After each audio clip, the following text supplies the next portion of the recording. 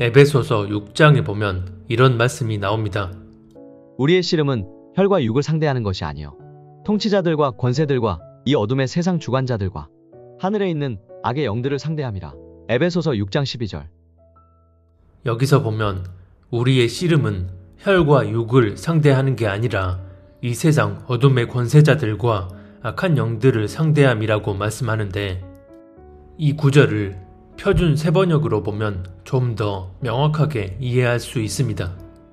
우리의 싸움은 피와 살을 가진 사람들을 상대로 하는 것이 아니라 통치자와 권세자들과 이 어두운 세계의 지배자들과 하늘에 있는 악한 영들을 상대로 하는 것입니다. 에베소서 6장 12절. 우리의 씨름, 즉 우리의 싸움은 우리 눈에 보이는 사람들을 상대하는 게 아니라 눈에 보이지는 않지만 사탄 마귀와 그 수하에 있는 귀신들을 상대함이라는 것입니다. 그러면 왜 우리 눈에 보이는 사람이 아닌 보이지 않는 악한 영들과 상대해야 한다고 말씀하는 걸까요? 요한복음 16장에 보면 예수님은 사탄을 가리켜 이 세상 임금이라 지칭하셨고, 고린도 후서 4장 4절에도 보면 이 세상의 신이라고 지칭합니다. 다시 말해 예수 그리스도의 부활 승천 이후 하나님은 사탄에게 이 세상을 통치할 수 있는 권한을 일시적으로 허락하셨기 때문에 이 땅에서 일어나는 모든 악한 일들의 배후에는 악한 영, 즉 사탄, 마귀, 귀신들이 있는 것입니다.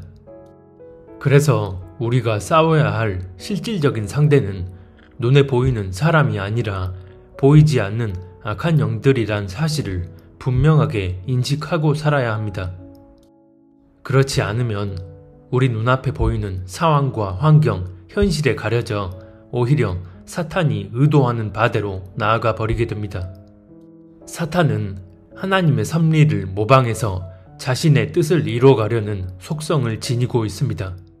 그래서 하나님이 이 땅 가운데 역사하시는 섭리의 형식과 스펙트럼을 그대로 모방하는데, 하나님께서 현실의 상황과 환경을 통해 또는 사람을 통로 삼아 역사하시는 것처럼 사탄 마귀 역시 눈에 보이는 상황과 환경을 컨트롤하고 사람을 통해 역사하는 경우가 많습니다.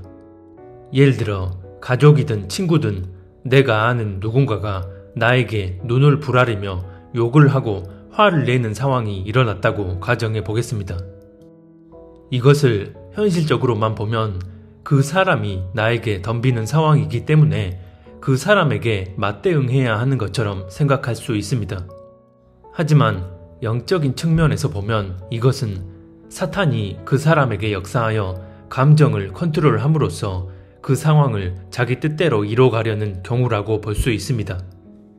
그래서 이런 본질적 이면을 이해하지 못하고 욕을 하고 화를 내는 그 사람을 향해 똑같이 맞대응해서 화를 내며 감정을 쏟아내는 상황이 연출된다면 그것이 오히려 사탄이 의도하는 바대로 나아가는 것입니다. 우리가 본질적으로 해야 할 싸움은 혈과 육이 아니라는 성경 말씀을 바로 알고 분별하여 삶에 적용시키는 그리스도인이 맞다면, 설사 그 상황이 너무나 기가 막히고 어이없는 상황이라 하더라도 함께 감정을 분출시키며 인간적인 방식으로 맞대응하는 게 아니라 보이지는 않지만 그 배후에 있는 악한 영의 역사를 바로 알고 분별함으로 자기 감정을 최대한 절제하며 성령의 도우심을 구하며 나아갑니다. 그 사람의 배후에서 감정을 컨트롤하는 사탄 마귀가 역사하고 있다는 사실을 성경 말씀을 통해 바르게 분별하고서 하나님 뜻대로 나아가려고 하는 것입니다.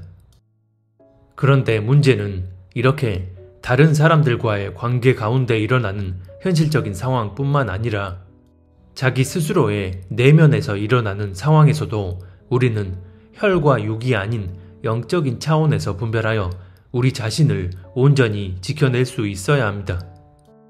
왜냐하면 사탄이 우리를 넘어뜨리는 방법은 우리 눈에 보이는 현실의 상황과 환경, 그리고 내 느낌, 생각, 감정 등에 갇혀서 영적인 차원의 인식을 하지 못하도록 만드는 것이기 때문입니다. 그래서 에베소서 6장 13절 이하에 보면 하나님의 전신갑주를 입음으로써 이런 악한 영이 역사하는 상황을 능히 대응할 수 있어야 한다고 말씀합니다. 즉, 내 눈앞의 현실이 내 마음을 무너뜨리고 또 자꾸만 안 좋은 생각과 감정이 나를 힘들게 할 때 우리는 예수 그리스도의 이름으로 마귀를 대적해야 합니다. 그리고 이런 일들은 우리가 우리 자신을 온전히 하나님께 내어드리고 그분이 우리 안에서 역사하시도록 믿음으로 나아갈 때에만 가능합니다. 우리가 사는 지금은 마지막 중에 마지막 때이고 그래서 마귀는 자기 때가 얼마 남지 않았음을 알고 믿는 자든 믿지 않는 자든 우는 사자처럼 삼킬 자를 찾아다닙니다. 근신하라 깨어라 너희 대적 마귀가 우는 사자같이 두루다니며 삼킬 자를 찾나니. 베드로전서 5장 8절. 여기서 우리가 한 가지 절대 혼동해서는 안 되는 게 있습니다. 사탄이 삼킨다는 말은 우리를 하나님과의 관계에서 끊어놓는다는 것입니다.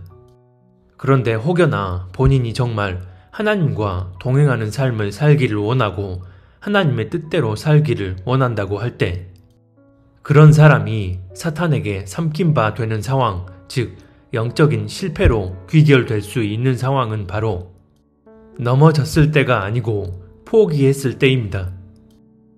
만약 본인이 마지막 때의 시대적 현실을 바로 알고 있고 그래서 더더욱 깨어서 정결하게 살기 위한다는 목적으로 마음의 포커스가 넘어지지 않는 것에 맞춰지게 된다면 이것은 필히 넘어지지 않기 위해 본인의 인간적인 힘과 노력을 기울이게 된다는 것을 의미합니다. 이렇게 되면 나타나는 부작용이 있습니다. 주님 오심이 임박한 마지막 때라는 사실을 알고서 그렇기 때문에 더욱 깨어서 정결한 삶을 살기 위한 노력을 하는데 그러다 혹여나 넘어지게 되면 본인이 넘어졌다는 그 사실에만 포커스를 맞추고 더더욱 정결한 삶을 살기 위한 인간적인 노력을 기울입니다. 하지만 그럴수록 자신의 나약함과 부족함을 발견하고 그렇게 넘어짐이 반복되기라도 하면 계속해서 넘어지고 있는 자기 자신과 넘어졌다는 그 사실에만 매여서 자기도 모르게 포기하는 마음 상태가 돼버리게 됩니다. 하지만 그럼에도 스스로 인식되는 부분은 자꾸만 넘어지는 허접한 자기 자신과 넘어졌다는 그 사실 뿐입니다. 즉, 넘어지는 자기 자신과 넘어졌다는 그 사실에 매여서 정작 포기하는 마음 상태가 되었다는 것에 대해선 인식하지 못하게 되는 것입니다. 사실 이런 영적인 씨름은 그 자체만으로 내가 하나님 안에서 온전한 중심의 방향성을 잠재하고 있다는 증표라고 볼 수도 있습니다. 왜냐하면 대다수의 기독교인들은 아예 시대를 분별하지도 못하고 그저 세상의 미혹된 흐름에 휩쓸려 자신이 어디로 가고 있는지조차 모른 채 잘못된 평안함 가운데 살고 있기 때문입니다. 그래서 오히려 이런 내적 상태 가운데 힘들고 어려운 영적인 씨름을 하고 있다면 자기 중심의 방향성이 어떠한지만을 바르게 인식하면 됩니다. 허나 그럼에도 계속해서 하나님 뜻대로의 열매를 맺지 못하는 이유는 그런 중심의 방향성을 본인 스스로 인식하지 못한 채 부족한 자기 자신과 넘어지는 현실에만 포커스를 두고서 포기하는 마음 상태에 놓여 있기 때문입니다. 여기서 포기하는 마음 상태란 그렇게 정결한 삶을 살고자 함에도 자꾸만 넘어짐으로 말미암아 나오게 되는 낙심, 절망, 불신, 우울함, 두려움 등 모든 부정적인 마음 감정을 의미합니다. 이것은 일시적으로 드는 감정 상태를 말하는 게 아닙니다.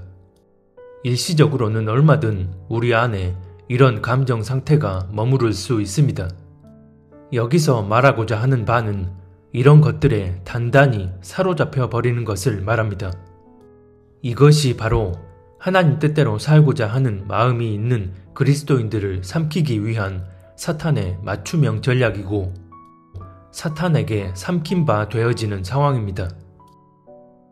우리가 하나님과 동행하는 것은 어디까지나 불완전한 이 세상을 불완전한 자아로 살아감 가운데 그럼에도 끝까지 포기하지 않고 하나님만을 바라보며 그분을 향한 전적인 믿음으로 그 은혜를 힘입어 나아가는 것입니다. 이에 대해 히브리서 4장은 이렇게 말씀합니다. 그러므로 우리가 긍휼을 얻고 필요한 때에 도우시는 은혜를 얻기 위해 은혜의 왕좌로 담대히 나아갈 것이니라. 히브리서 4장 16절. 여기서 우리가 긍휼을 얻는다는 것은 우리가 여전히 하나님이 케어하시는 울타리 안에 거하고 있기에 가능합니다. 그리고 그런 울타리 안에 거하고 있다면 그분께서 반드시 도우시기 때문에 우리가 담대히 그분 앞에 나아가 은혜를 구해야 한다는 것입니다. 그래서 16절에 보면 필요한 때에 도우신다 라고 말씀합니다. 여기서 필요한 때라는 것은 우리가 현실적으로 뭔가 필요한 게 있을 때 그분께 구하라는 그런 단순한 의미가 아니라 어떤 상황에서든 그분의 은혜를 힘입어 다시 전진해야 하는 모든 때를 의미합니다. 더 정확히 말해 우리가 연약함과 부족함으로 인해 휘청거리고 주저앉고 넘어지는 그런 상황, 즉 우리에게 그분의 은혜가 필요한 때에 그분 앞에 담대히 나아가야 한다는 것입니다. 그래서 그 앞구절인 15절은 이렇게 말씀합니다. 우리의 대제사장은 우리의 연약함을 동정하지 못하시는 분이 아닙니다. 그는 모든 점에서 우리와 마찬가지로 시험을 받으셨지만 죄는 범하지 않으셨습니다. 히브리서 4장 15절. 모든 것은 우리 중심의 방향성에서 비롯됩니다. 즉 우리가 몇 번을 넘어지든 우리의 연약함을 동정하시는 주님 앞에 나아가 그 은혜를 힘입어 나아갈 수 있는 이유는 우리 중심의 방향성이 온전하기 때문입니다. 앞에서 말씀드린 것처럼 이 시대를 바르게 분별하고 그래서 하나님 뜻대로 살고자 하는 마음이 있는데 하나님과 동행하는 삶을 살고자 하는데 그럼에도 연약함으로 인해 자꾸만 휘청거리고 주저앉고 넘어지는 상황에서 그분이 우리의 연약함을 다 이해하시고 우리를 도우실 수 있기 때문에 담대히 그분 앞에 나아가야 한다는 것입니다. 그래서 로마서 5장 20절에 보면 죄가 더한 곳에 은혜가 더욱 넘쳤다 라고 말씀합니다. 극단적인 예로 죄 지어도 회개하면 용서해 주신다니까 이런 마음 상태를 가지고서 아무렇지 않게 죄를 짓는 사람에게 이 말씀이 해당되는 게 아닙니다. 이런 사람들은 여전히 죄의 종이 되어 죄의 종노릇 하고 있는 사람일 뿐입니다. 몇 번이 반복되었든 간에 하나님 보시기에 그게 죄라는 것이 명백하고 그래서 내가 그 죄 가운데 머물러 있으면 그분이 마음 아파하실 거니까 괴롭지만 변함없이 그 죄를 끊고자 하는 마음 상태를 가지고 있는 경우를 의미합니다.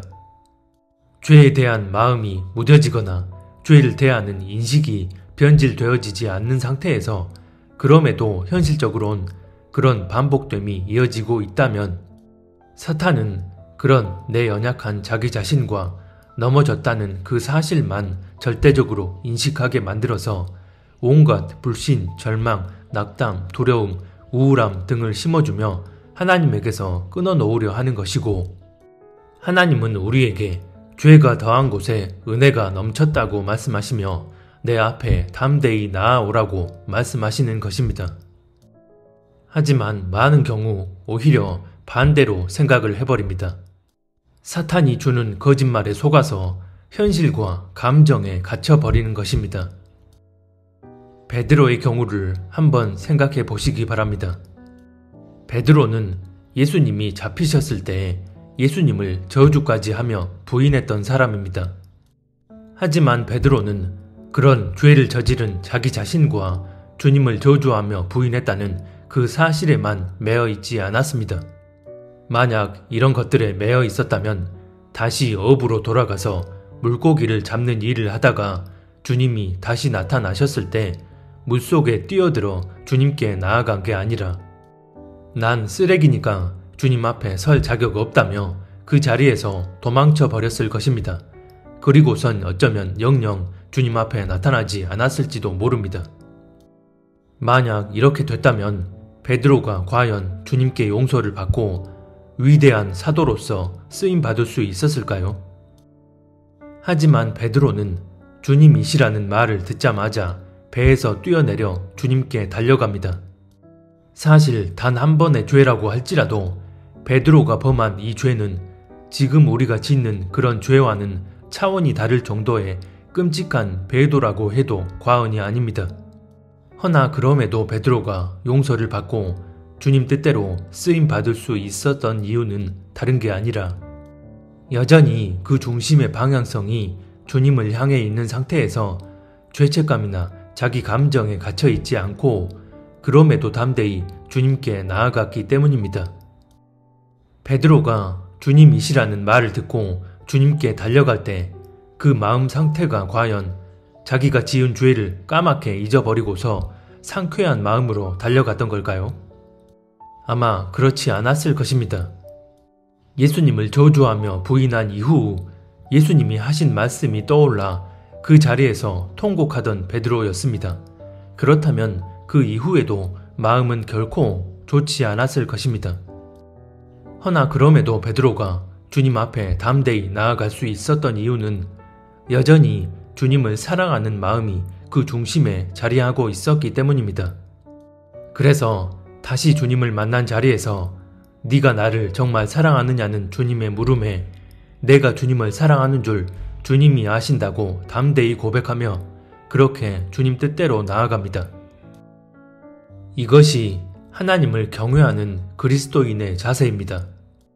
어떤 상황과 환경에서든 나 자신이 아닌 그분만 바라보고 의지하며 그분 앞에 나아가는 것. 그래서 우리가 넘어졌다는 그 사실과 자꾸만 넘어지는 자기 자신에게 집중하여 주님 앞에 나아가지 못하고 있다면 주님은 결코 우리를 도우실 수 없습니다. 이것은 철저히 우리가 해야 할 몫이기 때문입니다. 혹여나 주님께 나아가고 싶은데 그것마저도 잘 안 된다면 그 마음까지 주님께 드리며 주님의 은혜를 간절히 간구해야 합니다. 주님이 우리에게 원하시는 것은 우리가 조금도 넘어지지 않고 완벽한 상태로 살아가길 원하시는 게 아니라 불완전한 세상을 불완전한 자아로 살며 그래서 불완전한 모습과 행위가 때론 반복해서 나온다 할지라도 끝까지 그분께 초점을 맞추고 그분만 바라보고 의지하며 그렇게 그분과 함께 나아가는 것입니다. 그렇지 않았다면 우리가 주님을 영접하고 거듭나는 그 상황에서 전적인 능력을 부어주심으로 우리를 단번에 도덕적으로 흠없는 완벽한 의인으로 만들어 주셨을 것입니다. 하지만 그렇지 않다는 것은 누구나 다 알고 있습니다. 그렇기 때문에 주님이 우리에게 가장 원하시는 것은 우리가 넘어졌느냐 또는 몇 번 넘어졌느냐가 아니라 그럼에도 끝까지 포기하지 않고 당신만을 바라보고 의지하며 오직 믿음으로 나아가느냐입니다. 그렇게 됐을 때 주님의 때에 전적인 주님의 은혜와 능력을 힘입어 그분의 뜻대로 변화되어 나아갈 수 있는 것입니다. 하지만 사탄은 우리에게 넘어지는 것의 여부에만 포커스를 두게 만드므로 내 인간적인 힘과 열심만을 기울이게 만듭니다. 그리고선 잘못된 것에 초점을 맞추고 인식해야 할 것을 인식하지 못하게 만들어서 자칫 포기하는 마음 상태로 하나님을 바라보지 못하고 하나님께 나아가지 못하게 만듭니다. 혹여나 본인이 정말 하나님과 동행하는 삶을 살고 싶은데 자꾸만 넘어져서 포기하는 마음 상태에 머물고 있는 분이 계시다면 넘어졌다는 그 현실의 상황 이전에 하나님을 온전히 바라보지 못하고 포기하는 마음 상태로 지내오고 있었던 그것을 철저히 자복하며 주님 앞에 나아가시기 바랍니다. 이렇게 됐을 때 비로소 회개의 영이 임하여 우리가 진정 하나님의 뜻대로 회개할 것들을 회개할 수 있도록 은혜로 역사하여 주십니다. 우리가 회개에 대해 한 가지 오해하고 있는 것이 있습니다. 보통 회개를 말할 때 행위에 대한 회개만을 강조합니다. 하지만 성경적인 회개의 본질은 행위에 대한 회개가 아니라 존재에 대한 회개입니다. 우리가 처음 예수님을 믿고 거듭날 때를 한번 생각해 보시기 바랍니다. 그때 우리가 회개한 것이 행위에 대한 회개였나요? 아니면 존재에 대한 회개였나요? 다시 말해, 몇 년 전엔 이러이러한 죄를 지었고 몇 개월 전엔 이러이러한 죄를 지었다고 고백하며 자기가 지은 죄에 대해 빠짐없이 하나하나 열거하며 그렇게 회개했나요? 아니면 내가 그동안 내가 주인 되어 내 뜻대로 살아왔던 죄인이었음을 고백하며 그렇게 존재 자체에 대한 회개를 했나요? 모두 다 후자일 것입니다. 즉, 처음 거듭날 때 예수 그리스도의 영이 우리 안에 내주하실 수 있었던 이유는 그동안 내가 주인 되어 살아왔다는 존재에 대한 인식을 바르게 한 후 우리 자신을 주님께 내어드리는 존재적 회개를 통해서였습니다. 그렇다면 거듭난 이후의 삶에서도 내주하신 성령님이 계속해서 우리를 통치하시고 인도하시기 위해선 마찬가지로 내가 주인 되어 내 힘으로 내 생각대로 하고자 하는 우리의 존재를 바르게 인식한 후 주님께 우리 자신을 내어드려야만 성령께서 우리를 인도하실 수 있게 됩니다. 죄를 이겨내고 변화될 수 있는 본질적인 원천이 바로 여기에 있습니다. 이런 본질적 변화는 한 번으로 끝나는 게 아니라 삶 가운데 그분과 동행함으로 꾸준히 이루어가는 것이기 때문에 계속해서 우리는 이 존재 자체에 대한 성화 과정이 이루어져야 하는 것이고 고로 우리가 해야 할 회개는 존재에 대한 회개입니다. 내 안에 내주하신 성령께서 친히 나를 이끌어 가시도록 나 자신을 내려놓고 주님 앞에 통회자복하는 것입니다. 하지만 많은 경우 거듭난 이후에는 존재 자체의 변화보단 행위적으로 드러나는 것에만 포커스를 맞춥니다. 그래서 현상적으로 드러나는 부분만 가지고 잘못했습니다. 용서해 주세요. 다신 그 죄를 짓지 않겠습니다. 라고 하며 회개 행위를 합니다. 이렇게 되면 여전히 자기가 주인 되어 자기의 힘과 노력으로 나아가고자 하는 그 내면의 상태는 그대로인데 자신이 저지른 잘못된 행위가 스스로 납득되지 않을 정도로 지나치게 반복되어지기라도 하면 결국 포기하는 마음 상태가 돼버립니다. 집 어딘가에서 누수가 발생해 물이 밖으로 새어나옵니다. 이때 새어나오는 물을 마른 걸레로 열심히 닦아내고 나면 순간적으론 정리된 것처럼 보이지만 시간이 지나면 또다시 바닥은 물로 흥건해져 있습니다. 그래서 이럴 땐 필히 물이 새어나오는 근본적 원인을 찾아내서 내부 수리가 이루어져야만 합니다. 허나 그렇지 않으면 바깥으로 새어나오는 물만 열심히 닦아낸다 한들 상황은 결코 바뀌어지지 않습니다. 마찬가지로 우리가 포커스를 잘못 맞춘 채 여전히 내가 주인되어 내 힘과 노력으로 죄를 끊어내고 정결해 보이는 삶을 살고자 노력한다면 계속해서 드러나는 것은 나의 처참한 몰골과 행위의 반복 그리고 사탄의 지독한 참소뿐입니다. 그래서 우리는 행위에 대한 회개가 아닌 존재에 대한 근원적인 회개를 통해 우리 자신을 철저히 내어드리고 우리 안에 계신 주의 영이 우리를 이끌어 가시도록 계속해서 그분 앞에 나아가 인도함을 구해야 합니다. 거듭남으로 인한 본질적 열매는 행위적으로 죄를 전혀 짓지 않는 완벽한 의인이 되는 걸 말하는 게 아니라 예수 그리스도의 영이 내주하심으로 그분이 친히 우리를 인도해 가심으로 우리 존재가 그분의 은혜로 변화되는 것을 의미합니다. 그래서 이런 사람들은 결코 내가 주인 되어 내 생각, 감정, 욕구, 경험 등에 의한 삶을 살지 않습니다. 허나 그렇지 않으면 한번 거듭난 체험이 있다 하더라도 내 힘과 노력으로 죄를 이기기 위해 힘쓰고 또 여전히 내 생각, 감정, 경험, 지식 등에 의해 모든 것을 판단하고 행동합니다. 이것은 여전히 내가 주인 되는 삶을 살고 있다는 것이고 이런 본인의 상태를 인지하지 못한 채 지금이 마지막 때니까 열심을 다해 죄 안 짓고 정결해지려 한다면 첫 단추를 잘못 끼운 줄도 모른 채 단추만 열심히 끼우면 된다 여기는 것과 같습니다. 우리를 온전한 길로 인도해 주실 수 있는 유일하신 분은 오직 예수 그리스도 한 분뿐이란 사실을 절대 잊어서는 안 됩니다. 그분이 이미 십자가에 달려 죽으신 후 부활하심으로 사망 권세 다 이기고 마귀의 일을 멸하셨기 때문입니다. 로마서 5장에 보면 이런 말씀이 나옵니다. 죄가 사망 안에서 왕노릇한 것 같이 은혜도 또한 의로 말미암아 왕노릇하여 우리 주 예수 그리스도로 말미암아 영생에 이르게 하려 함이라. 로마서 5장 21절. 여기서 보면 죄가 왕노릇함으로써 우리를 사망으로 이끌지만 의로 인해 은혜가 우리에게 임하여 우리가 영생에 이르게 된다고 말씀합니다. 그리고 여기서 말씀하는 의가 바로 예수 그리스도라고 말씀합니다.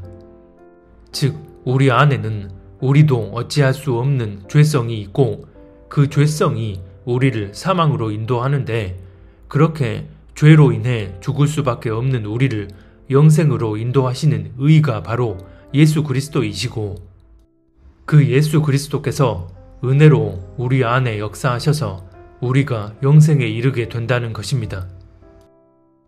예수 그리스도께서 우리 안에 의가 되어 역사하시기 때문에 우리가 본질적으로 해야 할 일은 우리 자신을 온전히 내어드리고 그분을 향한 믿음으로 나아가 그 은혜를 힘입어야 하는 것입니다.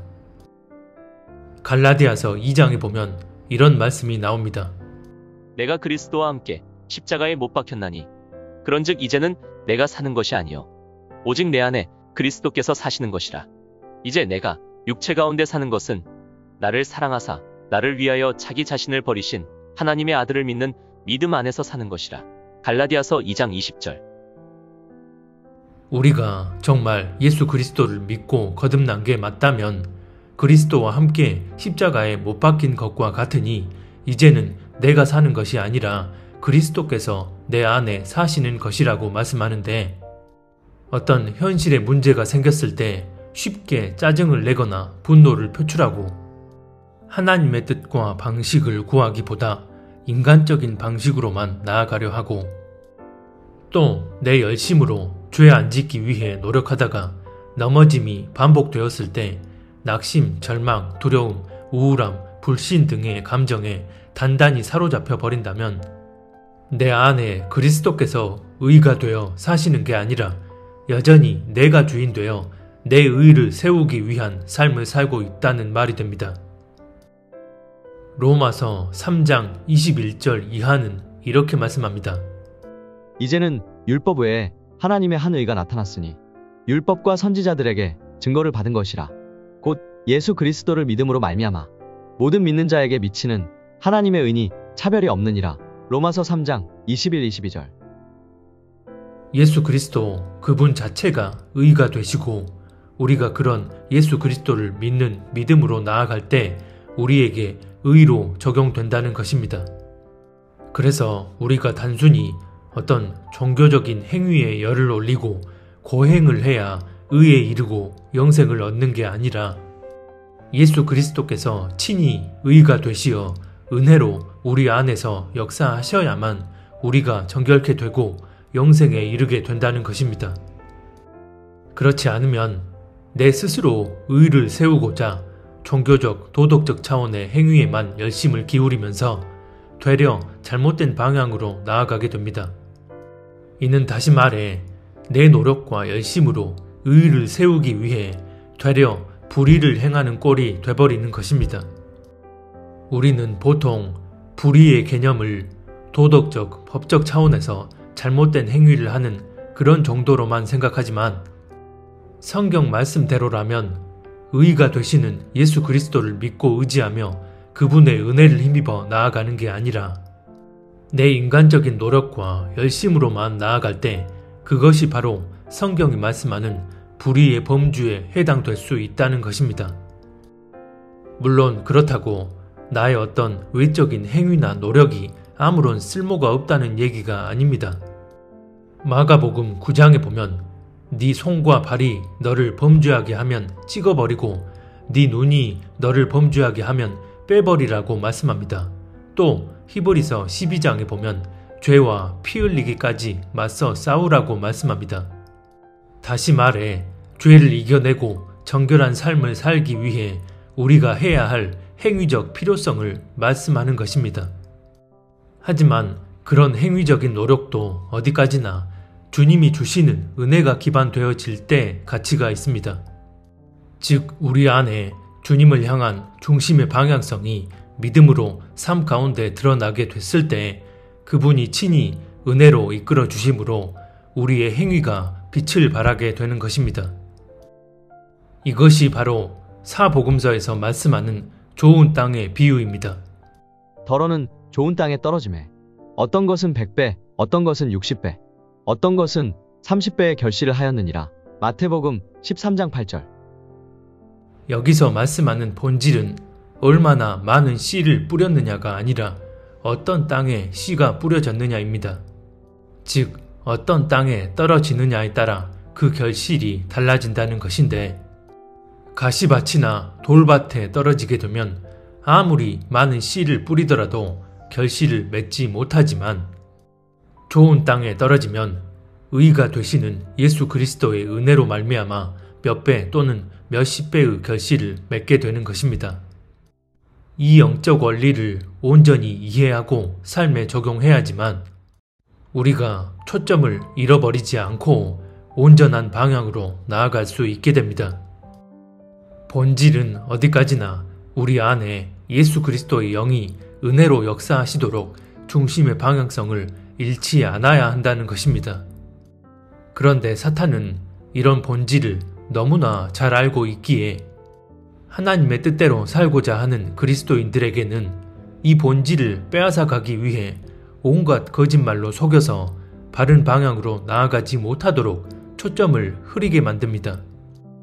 처음부터 눈이 가리워져서 지금 시대가 어떤 시대인지조차 분별하지 못한 채 세상의 미혹된 흐름에 동화되어 함께 휩쓸려가는 기독교인들에게는 굳이 사탄이 이런 고도의 거짓말을 할 이유가 없습니다.